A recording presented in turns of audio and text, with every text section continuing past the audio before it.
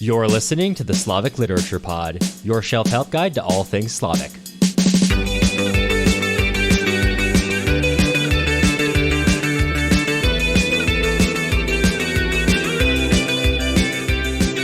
I'm Matt Gerasimovich, PhD candidate at Northwestern University, studying Russian literature and film. And I'm Cameron Lalana, literature enthusiast and a guy working in media. This is the podcast for people who want to learn more about Slavic literature, art, and culture. Every episode, we're going to be bringing you the background and analysis you'll need to know and understand these works. If you're interested in supporting us, you can head on over to our website, slaviclitpod.com. All right, Matt, what are we continuing on this week? This week, we're going to be returning to an author that we have talked about on the podcast before, that we started this book last month. We are going to be finishing Guzel Yakhina's Volga tale. It is parts 3 through 5 of the book, titled The Pupil, the Son, and the Children, respectively. Mm-hmm. And it's time for us to talk about fairy tales. So I probably good that we did this with Master and Margarita, a lot of overlap, as well as Joseph Stalin playing pool with Hitler. It's not a joke. Okay, so I said last time when we were talking about it that I didn't really need the large-scale political whatever in the book. Right. This scene was really funny. Not from like a literary perspective or literary level, just me reading it, I thought it was funny. Right. I think it's impossible to not have the moment of like, wait, is Stalin playing pool with Hitler? They're not using, you've got the leader and the Fyodor, and they're trash talking each other as they play pool, which, if I understood this correctly, is a metaphor for how World War II is going. So I don't know what to do with that other than, I mean, here's what I'll say. I've never seen it done before. Should it have been done? I don't know. Right. Well, we'll talk about that in due time. Is there anything you want to cover before we talk about what finishes out the book? I just want to dive into this one. I will say, personally, it probably wasn't my favorite book of the year. That being said, a lot of the action did still grip me, and I still wanted to finish it. It was kind of a weird effect reading this one. Right.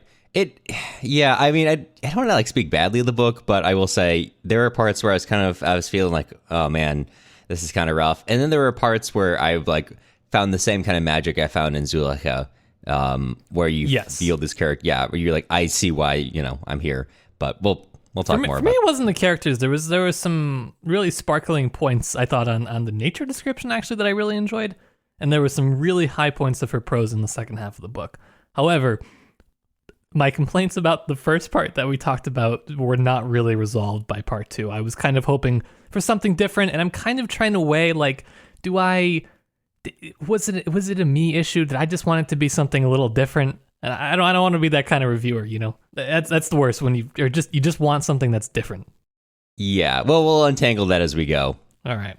Okay, I think before we get into it, we do have to cop that we were wrong about the Hoffman intro, outro. We could not have been further from the truth. So, that's our mea culpa on that one. So, I guess, I don't know who we owe money to, but whoever it is, just go ahead and email us your claim. We may or may not respond. We won't. So, okay, we're going to cover like a good 10 years here, so bear with us as we have a very high-level description here. So as we left off last time, Bach now goes to Gdanthal pretty regularly in the early years of the Soviet Union, and especially the early years of the German Socialist Republic, to write fairy tales for for Hoffman. And this relationship continues, and Hoffman not only is using this material locally, but he's also mailing it into a larger newspaper in order to have them publish it under the name of the journalist Hobach. They keep trying to hire him, but he never responds to that. He simply sends those stories in. Of course, Bach writes it, and then Hoffman goes in and gives it a kind of moral at the end, wraps it all up in that nice socialist tale. And everything goes pretty well for a while. Like, people love the tales. Literally, people gather in the square to read them. Things are going great in the early Republic. Except there's this weird thing that Bach starts to notice happening, which is, in one way or another, all his stories start to come true. He writes the stories about dwarves coming to some sort of land, and soon enough, small tractors begin to be brought to Gdanthal, titled or named dwarf tractors. In one way or another, his stories that he writes start to come true, loosely speaking. And this kind of grips him with a sense of fear once those, well, I mean, at first it's great. He writes all these things about, things going well, and they have this great year. The year he calls it the year of unprecedented harvest, right? And then, right, he's writing fairy tales, so not everything is great. Not everything ends great for everyone in fairy tales. And so bad things start happening to people, and this instills in Bach a sense of fear, and he starts writing only good fairy tales to Hoffman's not delight, the opposite to his kind of like, why are you writing this? This is not good writing. What are you doing? You're practically a wrecker at this point. But regardless of what Bach writes, although things seem to improve for a while, suddenly they take a pretty steep downturn and things start going worse and worse. And at the same time, we also briefly diverge into Stalin coming. And now as we're getting to the 30s and the situation starts to become more, I'll say lightly, conflictual between the Soviet Union and the now emerging, everyone, but especially the emerging Nazi Party in Germany, and also the years of Yakhina, the years of the purges. Things start to change your character a little bit. So, I mean, how much you read into Hoffman actually having control over, Bach having control over this. Maybe we can get into that. But that continues until the point where everything has gotten it's come to loggerheads enough that you basically have a division. You've got these fearful parents, all this old guard of the village, and the children who are mostly devotees of Hoffman, more or less. And things have gotten to a point where those two groups basically don't interact at all. And one day, the older generation come to basically get rid of Hoffman and even trample over their own children as they do so. This vanguard of children protecting Hoffman as he hides in the church. As the people try to set it alight, they end up trampling them over, or taking some hostage. And Hoffman eventually takes off all his clothing and begins to walk out into the forests as a sort of admission of failure. The people bar his way, and without resistance, without protest, he goes where they guide him and walks into the river. And without so much as bubbles left behind in the trail, Hoffman disappears from our narrative. R.I.P. Hoffa, you were a real one. Kind of. Actually, I don't think he was that bad. No, I mean, I think the death of Hoffman's kind of the death of the dream locally. I mean, you got like the broader, changes that are being made on the years of Yakhina, but here it wasn't the capital I idea, changing things. It's the local people unable to accept change, for better or for worse. I think at worst, Hoffman's kind of like a middling bureaucrat. Right. At best, he's just kind of an idealist, right? Yeah. So we'll come back to Hoffman. He not entirely gone. Yeah, mostly gone. But from there onward, he's mostly gone. He gets a little cameo. From there onward, Bach decides it's time to go. I can't live in this town anymore, and he takes Antya and he flees. But as he's going to Moscow to try to escape to Germany, Antya is totally overwhelmed with people. I mean, keep in mind she's been kept in a house for I don't know how old she is, probably like 5 or 6 at this point. She doesn't know how to speak. She's been kept in a house her whole life. I don't think she's ever seen anyone but Bach. So she's like freaking out the whole time, understandably, such that it basically forces Bach to return to the homestead. And there at the homestead, they find a small boy, an intruder. And after capturing this intruder of 2 or 3 days of, this person kind of breaking in and stealing from them, they realize that it's not a full-grown, a thief or, robber or whatever. It's just a 9-year-old boy who's trying to find food, a 9-year-old Kyrgyz boy who has a gift for languages. As he's held down in a net, he's cursing at them in Kyrgyz and I think Bashkir and Russian, not even a little bit in German. Not much, but I think he's the best character, personally. Right. Yeah, no, I would agree. We'll talk more about that once in a little bit. But so they have this. Eventually, Bach kind of decides, and then from this this part of the book suddenly switches over to this boy's perspective. He goes by the name Vaska. Vaska is simply the most recent name he's taken on here. As a perpetual wanderer at the age of 9, he has had many names, lived many lives, and lived with many people, but despite having conflict with Bach and at some points trying to run away and Bach trying to withhold food from him and hide things from him, they kind of have this uneasy life begin to form as he kind of insists on staying because it's warm and it's winter and he doesn't have anywhere else to go. But slowly they kind of start winning each other over. I don't know if that's exactly true, but they start coming to an agreement, an unspoken one of sorts. Keep in mind, Bach still does not speak at all. And even if he could, Vaska doesn't speak any German, or he speaks very little German. So they couldn't really talk much. And Bach starts to play records. He starts to play poets. I know Goethe, there's another poet he mentions. But this, even though Vaska doesn't understand what's going on, doesn't understand the words, he's entranced by it. And in turn, Vaska is something new. Vaska is something interesting. So Antia is kind of obsessed with him just because he can speak, he can do all these funny things, and they start to develop this relationship. More or less to Bach's chagrin, but he accepts it over time. And that is more or less how the next 4 years pass, with a brief interlude where Vaska decides that he's going to go and he leaves for summer, and that leads to a whole Udo Grimm Clara situation where Anya keeps trying to run away, and Bach literally locks her into the house before deciding that he can't control her. Anyway, so Vaska returns. They spend the next 4 years together, and things go fine until, more or less fine, until eventually a guy comes by being like, hey, I'm here to do the census or whatever, and he notices the kids and is like, wait a minute, do you just keep kids out here? In a more Soviet manner than I'm conveying, and here you understand. But he's like, yeah, they gotta go back to school. I gotta take them with me. And so Antia and Vaska, young, are pretty excited by this, and they jump in the boat and go, leaving Bach in this kind of strange place where he's completely alone. After some time alone, he goes to town, Gnadenthal, and finds them in a children's home, kind of intent on taking them back. But what he finds is that he finds them in a play, acting out his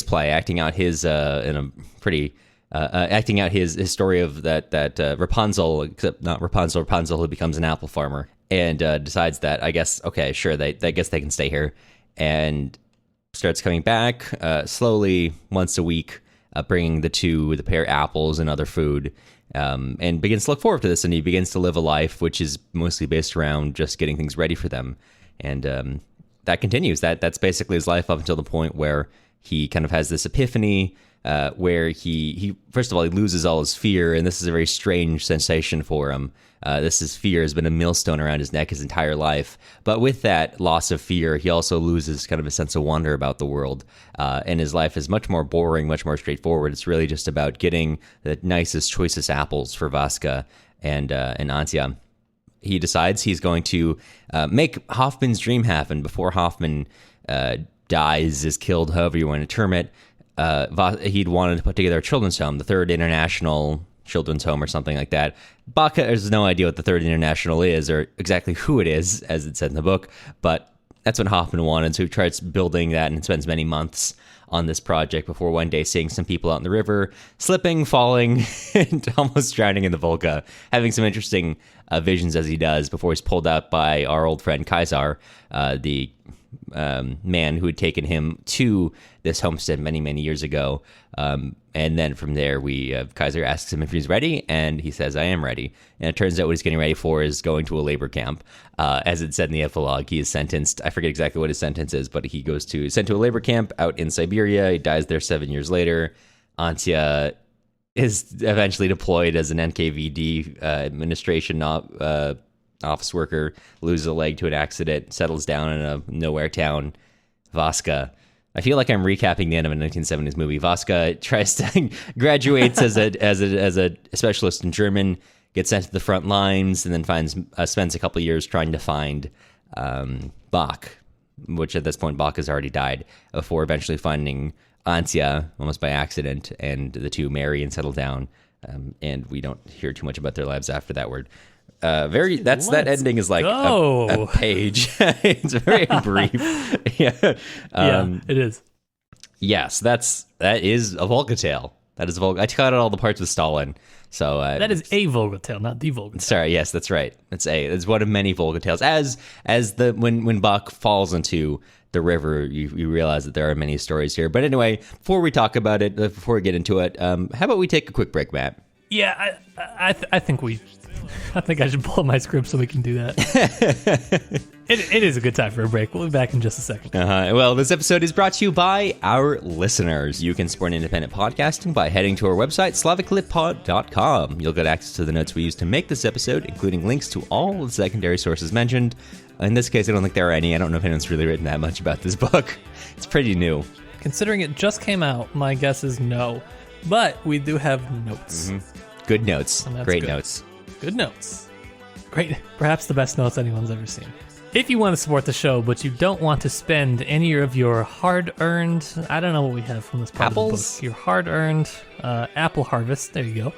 You can join our email list for free at slaviclitpod.com, or you can leave us a nice review wherever you get your podcasts. Questions, comments, want to appear on our Office Hours podcast? Drop us a line. You can reach our voicemail at 209-800-3944. Or you can also email us a voice recording or text question at slaviclitpod@gmail.com.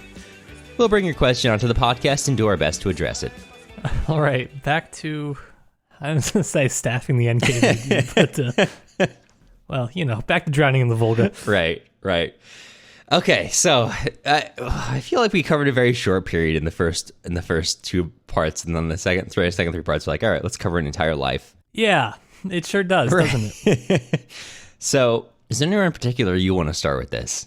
Yes, I have multiple gripes I'd like to discuss. All right, let's talk about them. Let's lay them out. So here is one gripe that I have it kind of is fine. I know you said you kind of liked it last time, but the more I read it, the more it reveals a sort of issue that I have with the narration as a whole.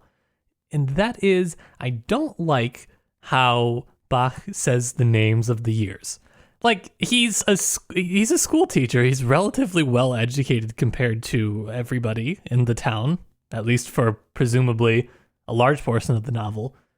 So why have the names of the years be like the year of the big lie, which he wouldn't even have the conceptual scope to know about because he lives in an untouched homestead in the middle of nowhere? I get that. The point is to be sort of that time, isn't exactly broken year by year, but I don't know. Isn't it kind of reductive to say each year is one thing and nothing else? Yeah, but I feel like that's also kind of the whole... I see where you're coming from, and I especially the big lie part, yeah, especially that one. Okay, the big lie got me only because it has a certain, in our context, a certain meaning. Right, yeah, but also, yeah, you're right that he wouldn't have the context to know that, but in a broader context, I think that the fairy tale logic reduces a lot of stuff in the same way that I think we'll discuss later. Vaska identifies that every person has like an essential character trait, and that everything else in that person flows from that. I think, at least in a Volga tale, there is something there. Each year is defined by one event, by one thing. It's the thing from which everything else that year flows from. Or I guess really it's something that flows from some essential problem, like the most obvious symptom of it. All right, that's fine. I'll accept that answer. However, I just feel like the book is kind of at war with its own, this fairy tale logic that's what I mean. Like, that's what we said in the first part that we really identified that we liked. And then I feel like the book loses it as it goes through, but then it'll come back seemingly out of nowhere and it'll like plop something in there like that. And it kind of is jarring to me. Right. Like it doesn't quite mix with itself. You know what I mean? I don't know how to describe it better than that, but that's the kind of impression I'm left with, is that there's these sort of pieces that are at odds with each other that aren't quite synthesized in a completely cohesive way. Yeah, it does bring it a little bit into stark relief, I think, your point, that the year of the big lie is followed by the year of the big dam, because he sees a big dam being built. Yeah, that's exactly what I mean. Like, okay, that's fine. I can accept your answer if it was just, okay, this is what he sees. Everything kind of flows from it. But this is what I mean by it's at odds with this sort of fairy tale logic, which is, and I noticed this in a few parts that are really stark with it. When we're talking about Vaska, like, there are a few lines, I have some written down, but when you said it switches into his perspective, it does for some of it. But then also the narrator keeps jumping out over his perspective.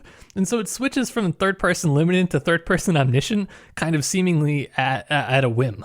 And there's a few spots that it does that. And I can't, like, maybe you could say this is how fairy tales are written, but I don't think so. With that, to me, it's kind of like, just pick one. Do you want to do the large scale political I see everything, or do you want to do I'm going for this sort of limited story where I'm trying to understand the world through my main characters who have a limited viewpoint? And that is where it kind of that I think is why to me it feels a little bit unsynthesized. And don't get me wrong, I still generally liked it, but a few of these things kind of got to me. Right. I see where you're coming from. Yeah. Especially. But then Vaska does give us the best line in the book when he tells Bach says, "You're making capitalism here, you German Judas," which is probably the funniest thing written here. Right. Maybe the funniest line I've read in a while. Especially in regards to, I think that's about, what is it? I think it's about Bach not giving him dinner because he's mad that Vaska didn't clean the stove. Yeah, he's making him do manual labor. I know, I see where you're coming from, especially in regards to, I think we talked about this a little before the podcast started. There are some parts where I start to feel like a little... Yeah, we do our own podcast for ourselves before the podcast starts. We eventually always have a moment where we're like, we should just hit record. We've just done the episode. Yeah, basically. Where it kind of falls away in interest. Like, I feel like it's getting, to your point, it gets away from... And I don't know if I'm focusing too much on the fairy tale aspect. I feel like just because I'm at the same time I was reading this, I was also the same day I was editing Master and Margarita Part 3. And that also has a lot to do about fairy tales. So I don't know if I was already primed to think about that. But yeah, I don't know. It's like I was tracking it. I'm tracking these ideas. But to your point, they do feel sometimes unevenly applied. Applied when convenient. Yeah. I just, so this is what I mean by I don't want to be the person who's like, I just wish it was different. But there was the point where I think we are in agreement that it was really the strongest when it is the most pared down, when it is just really exploring the world through Bach and through Vaska and these other characters. And this sort of, to me, even the strongest part, the nucleus really of the second half is these quiet nights that they have in the house, listening to the records of poetry on Bach's, whatever record player that he stole from the old worker's house, right? These were like some really beautiful passages, and the sort of melancholic Bach just staring out at the Volga. There were some really beautiful, beautiful passages. And then it jumps out over itself, and it'll give you something that's just jarring and kind of a little not too nuanced, and it just kind of slaps you right across the face as you were enjoying it. Yeah. I agree that's the strongest part, especially because... It splashes you in the face with that cold Volga water. Right.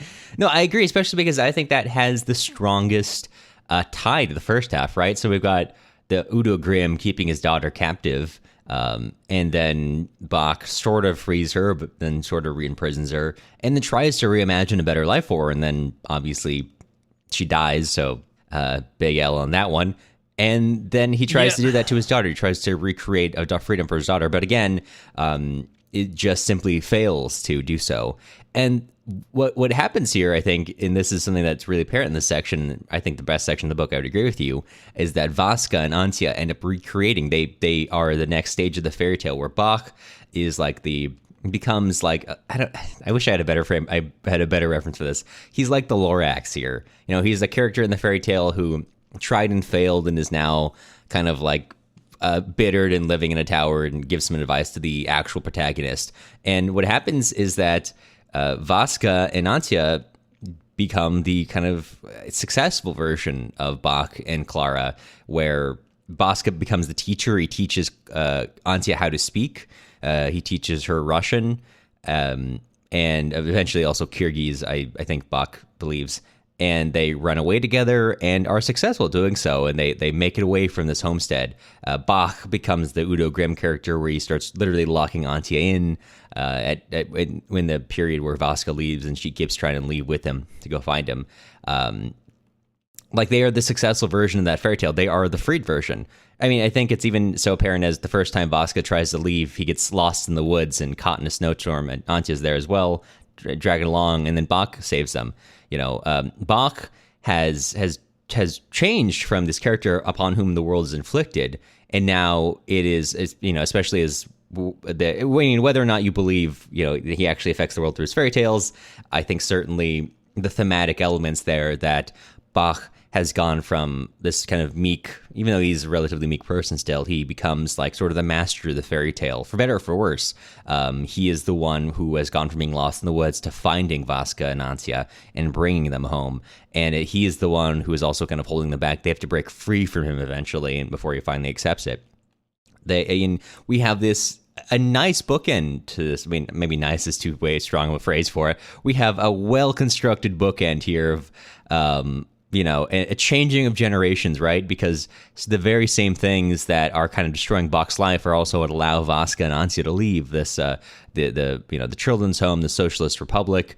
And so I feel like you have a nice evolution here. But then you kind of like also walk away from that. And then there's a lot of parts of the book which are not about that.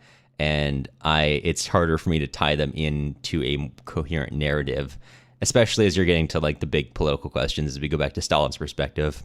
I just think that the book leaves a quite interesting question explored, or rather unexplored, and that is sort of what we make of the Soviet Union.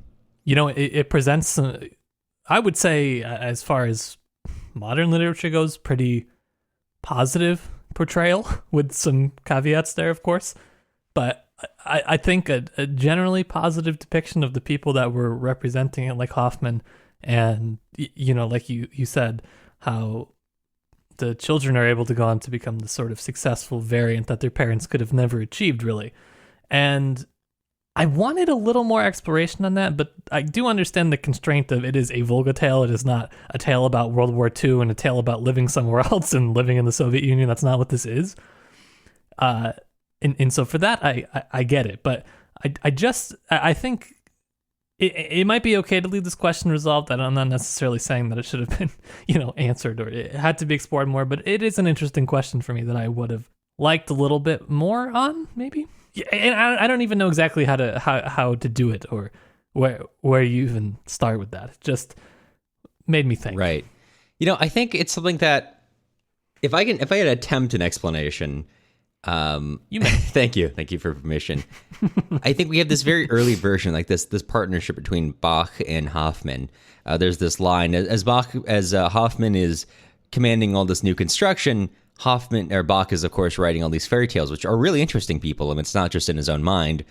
People they gather to hear these stories read out. He goes to town just to watch them read. It's sort of secret satisfaction at them not realizing how this school teacher who they don't pay attention to is, in fact, the one who pulls the whole town together. And Bach notes, he says about Hoffman, what Hoffman built was death. And into that death, Bach breathed life, and death in this case is not like the machinery of death, but rather, buildings, bricks, just simply in the material world. And Bach, it breathes life into it, not because that there's nothing there, but Hoffman is simply building a structure, and Bach is bringing people to that structure, right? So we have sort of this period of kolonizatsiya, I guess you could say, right? When the Soviet Union is trying to use local culture to build this sort of socialism. And I think it's trying to basically be like, in the early days, right, we have there was maybe a union here that could have created it. But then, and this gets a little, so first of all, because it kind of places some blame at Stalin for changing policies and becoming, moving away from these tractors that were produced locally and were born of pride into these other things. And then obviously the problems of the harvest coming. And the book will allude to bigger political things that happen. Of course, the collectivization led to a lot of famines for various reasons. Well, that's a whole thing. I'm not getting into litigating what exactly happened there, but I think it's it's an unavoidable fact that famine did follow collectivization, and many people die here. The narrator alludes to the Holodomor, and people are not happy, and that's what drives them to take action and drive Hoffman into the Volga. So we have this sort of like early hopeful Soviet Union, and then for some combination of, policies from the top and an unwilling to change people. I guess the kulaks records in a certain parlance, right? Yeah. Who are unwilling to do this thing. And then from there onward, it's the whole place is ruled by fear. You have this early days, this collaboration. Now we move away from this kolonizatsiya to this sort of Russified Soviet Union, or we'll move towards that. And that's when we move to the years of Yakhina, the early years of Hitler, and people are ruled by fear. Bach notes after being away from town for a long time that everyone, like the parents, can't even look him in the eyes. These people he's known for his entire life. And I think that's really what really dominates it until the end. And then we kind of like lose it. I feel like it's harder for me to track, especially even ironically, as we spend more time in Stalin's perspective towards the end, I have a harder time tracking it, like what this means to the people, I guess, because we are looking at it from a high level. Until we get to the very end, when Bach falls into the river, he kind of reflects on what the Volga is for a while.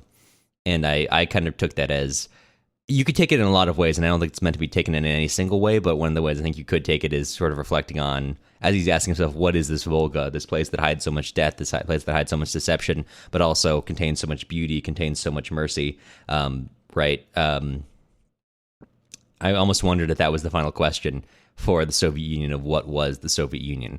What was this place that contains so many bodies and contains so much dream and so much that was washed away? That's how I approach it. I don't know if that makes sense to you. That's my attempt to answer. Yeah, it's a little hard just for me because I feel like the Volga is a symbol for something more than just the Soviet Union.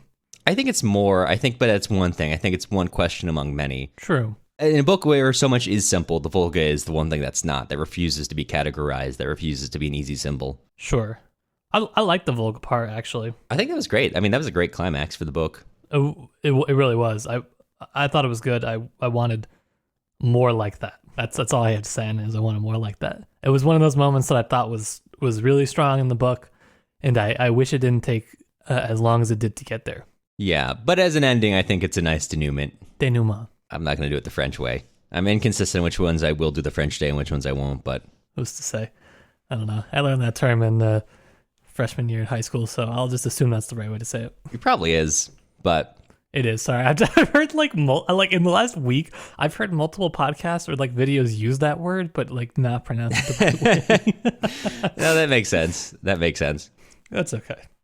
So how do you feel about Stalin? I feel like I've given my sort of my point on it, but how do you feel about those scenes? I'm curious how you like them or not.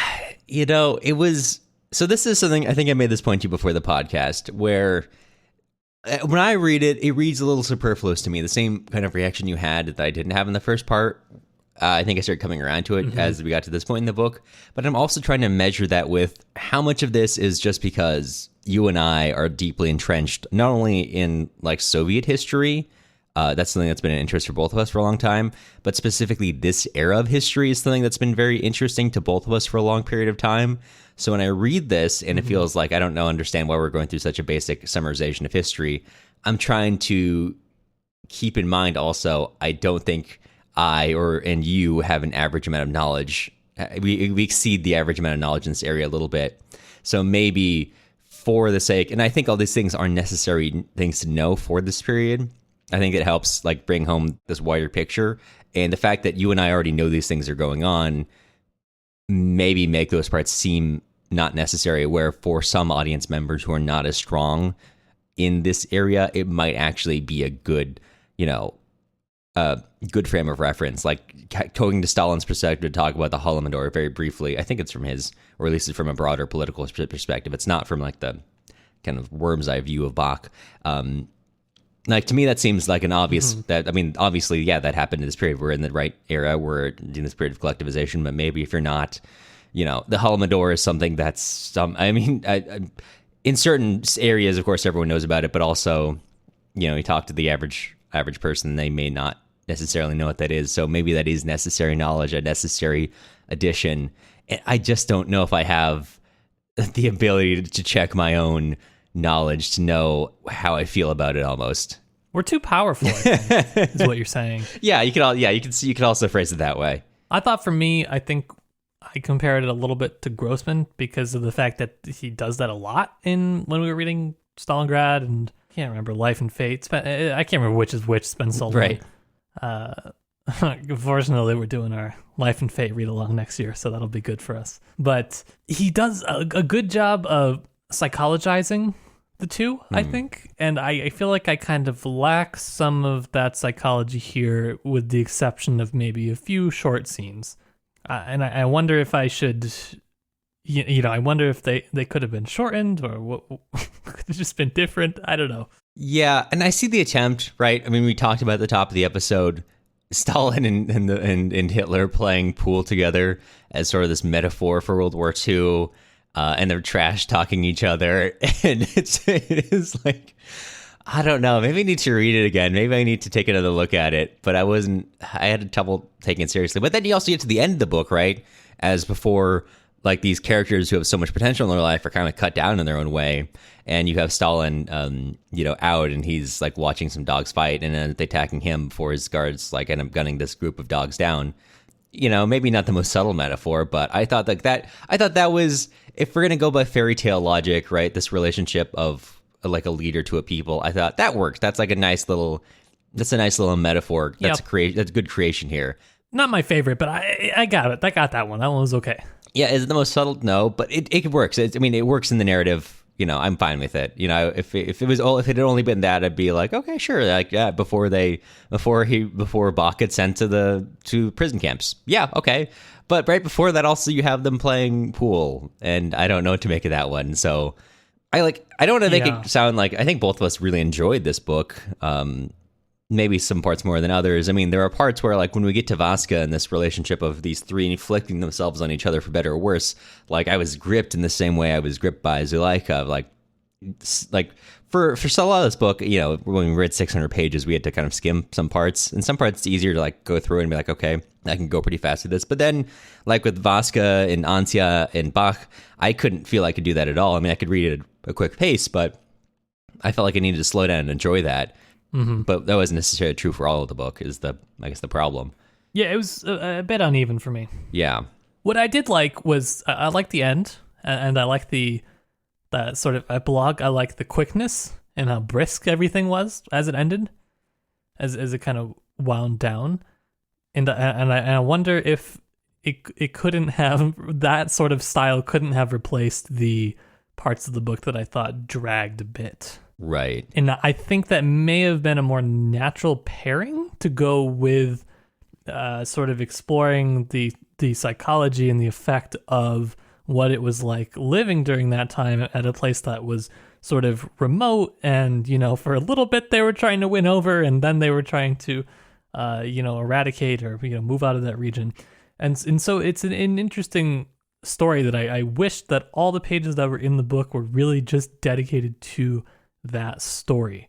Like you said, some of them sort of felt superfluous, the large scale things.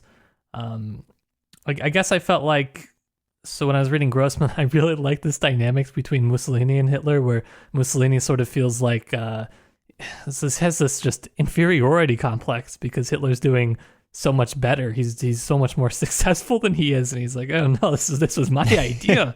It creates just such a funny kind of comical conflict between the two as the book goes on. And that sort of the conflict just I didn't get what the conflict was for those political scenes. Like I get it's World War II. I understand that, but I didn't just feel the level of conflict that was present in the rest of the book. And I wish I could have just stayed in that in that part of the book. You know what I mean? Yeah, I mean, I feel like we kind of talked about it. I feel like the relationship between Hoffman and the people and their reaction to the wider, events of Soviet policy, I feel like that did, in terms of trying to understand policy on people, that did a really good job of it in a way that kind of looking at the top down didn't as much, right? Especially to your point of maybe, I don't know, it's like, it's trying to roughly track this fairy tale logic.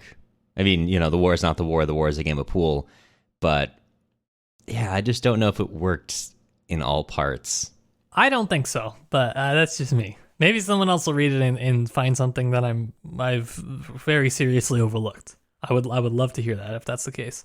But that ending again, I want to come back to it for a second, just because it's it's not just Bach falling in and having a thought. It's like Bach falling in and he finds that he's not drowning. He's in fact just walking along the riverbed. And he finds all these things that have been lost. He finds he finds Udo Grimm, and he finds Tilda floating there, almost as if they'd never been gone at all, without any rotting, without any decay. He sees Hoffman floating through. He sees one of those lost dwarf tractors, and he sees all these lost items until he looks down and realizes the whole bed of the Volga River is covered in people.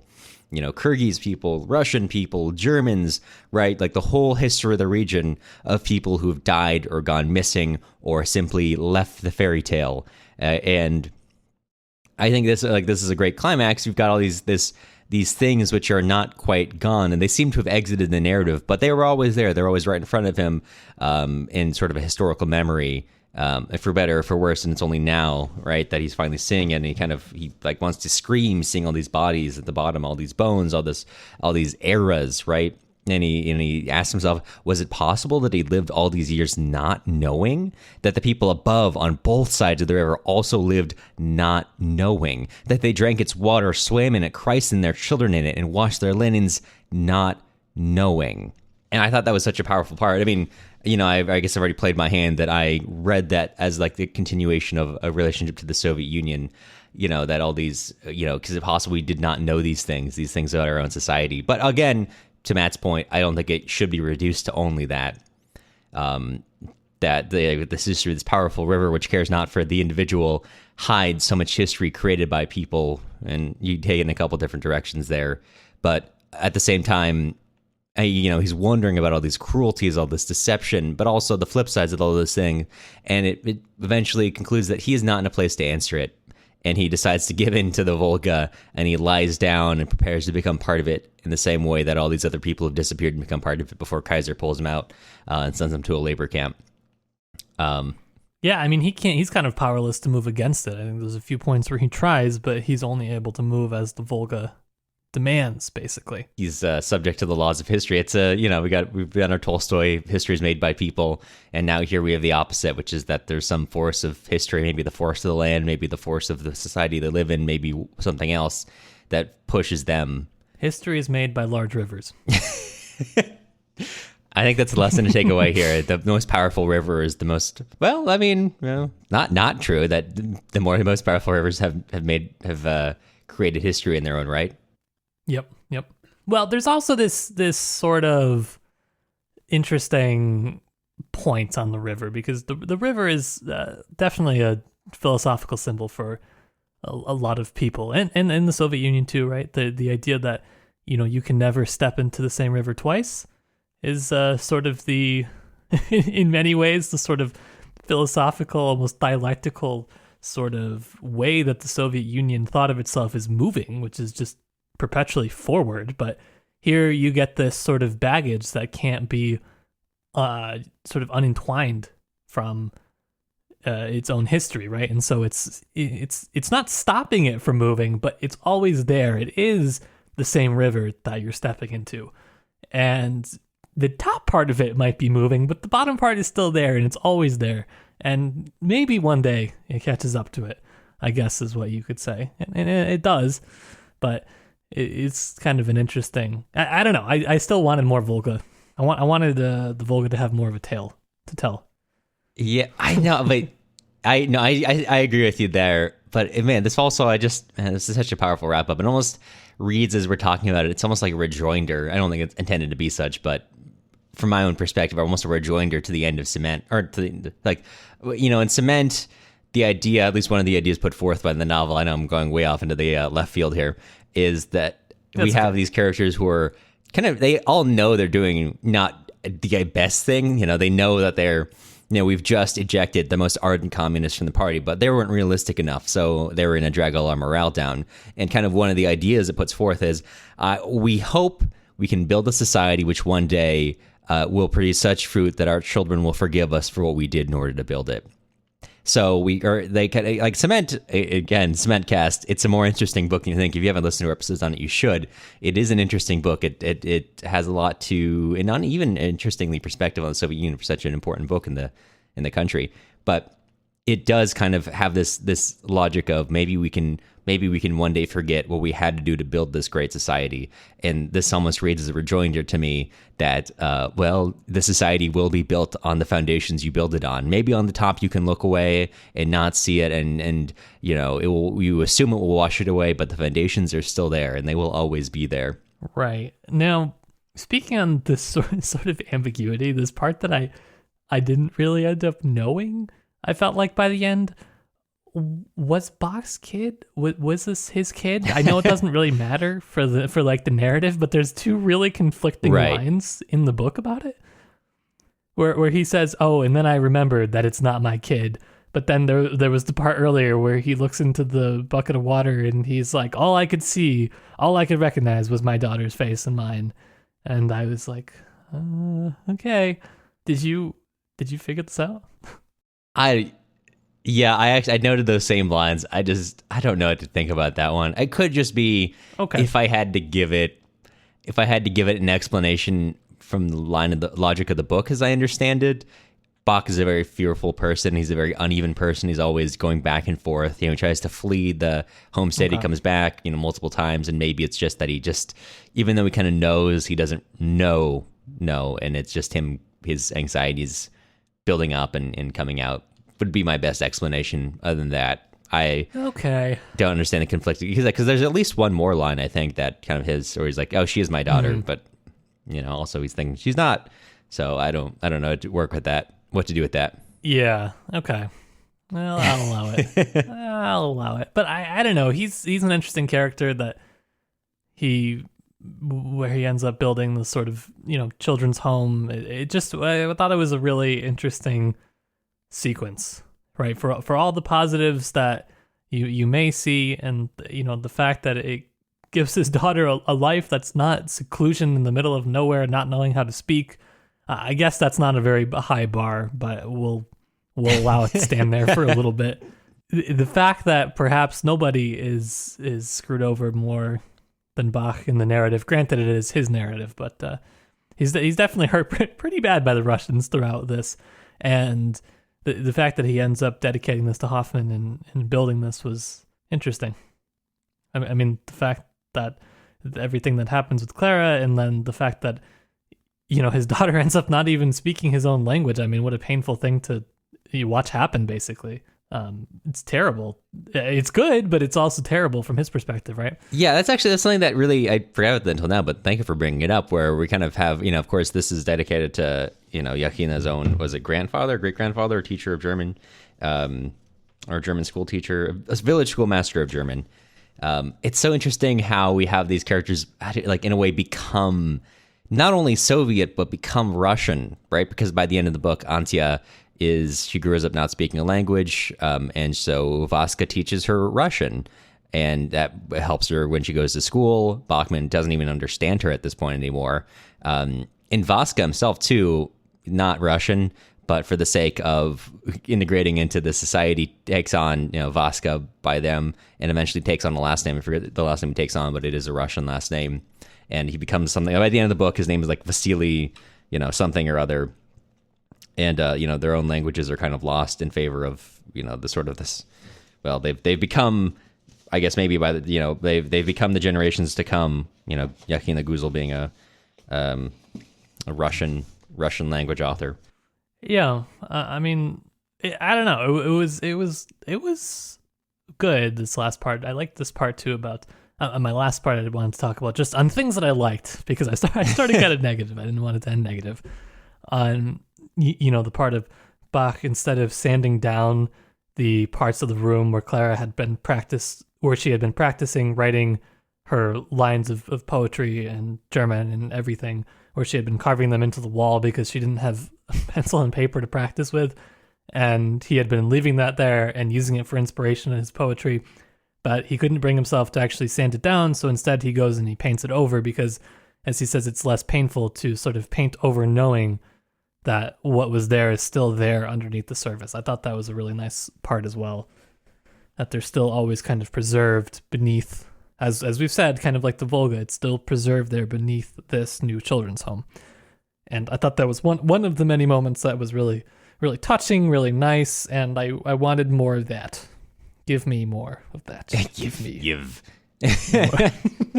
I think Yakhina's writing is at its strongest when these characters are interacting. I mean, she's got such a way of having characters inflict themselves on each other. It's like breathtaking to watch when we really get into it. To end on like good notes, like this Bach and Clara, obviously Bach and Ansia, and Vaska, all these characters, even Hoffman to a degree. Seeing these characters and their interactions are just they perform so well. Yeah, it's just a joy to read in those parts. On top of having, I guess, some interesting things to look at. It is, but I feel like that's kind of all I have, or everything I wanted to touch on. Yeah, I think so too. Okay, Matt. Since that's all we got, I have to ask you, what are we tackling next time? Well, it's a sad next time. It will be the last episode of our Master and Margarita series, as well as our last new episode, I think, for the year, unless we decide to do a sort of fun end of the year bonus, but we'll see. It'll be our last literature that we read together for the year. So we're going to be reading where we left off from part 3. We're going to go chapter 26 through the epilogue, and we're going to be tying it all up very nicely. I hope. It hasn't been recorded yet, but I'm sure it'll come out great. Yeah, I mean, hey, it's going to be fine. And if it's not, hey, we'll edit this part out. No big deal. Exactly. To help keep our show running and for exclusive access to notes containing all of the research that went into this episode, head on over to our website, slaviclitpod.com. Before we let you go, we want to extend a sincere thank you to all of our current supporters. Yes, and those are Mickey and or Mikey. Let me know what the pronunciation is. Eric, Peter, Eric, again, this time with a K, Ben, Jeff, Mai, Daniel, Lou, Gary, Janice, Anne, Isaac, Emily, Caitlin, Yitza, Irini, and Pack Rob. The music used in this episode was Daraya Kino by Peremotka. You can find more of their stuff on Bandcamp or Spotify. The links and spelling are in the show notes. You'll hear from us again soon.